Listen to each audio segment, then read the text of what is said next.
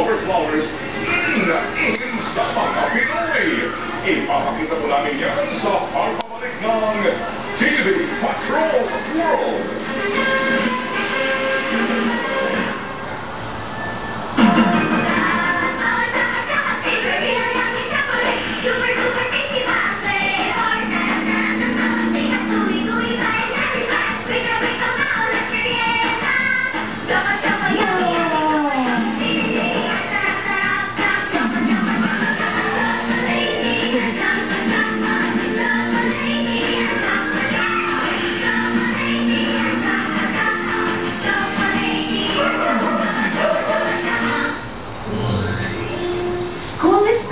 Ready na ba ang checklist nyo?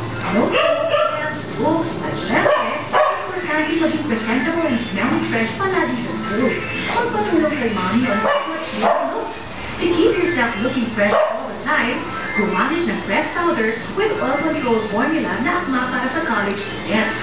At kung kakailanganin maglagay ng eyeshadow, pumili lang ng bright and light colors. Huwag din kalimutan gumamit ng light-scented spray for that fresh smell scent. At lagi tandaan na hindi kailangan gumastos ng malaki for a presentable you. Ang back-to-school tips ay hatid sa inyo ng TV Patrol World at Jen Evergillen.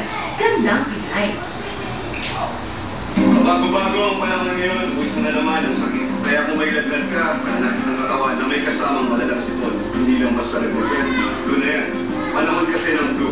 Kaya dapat handa ka. Paalala, may Flu Awareness Month sa Philippine Nurses Association at BioFlu. It's time to win big sa pinakabagong Bigo Game Show ng Bayan!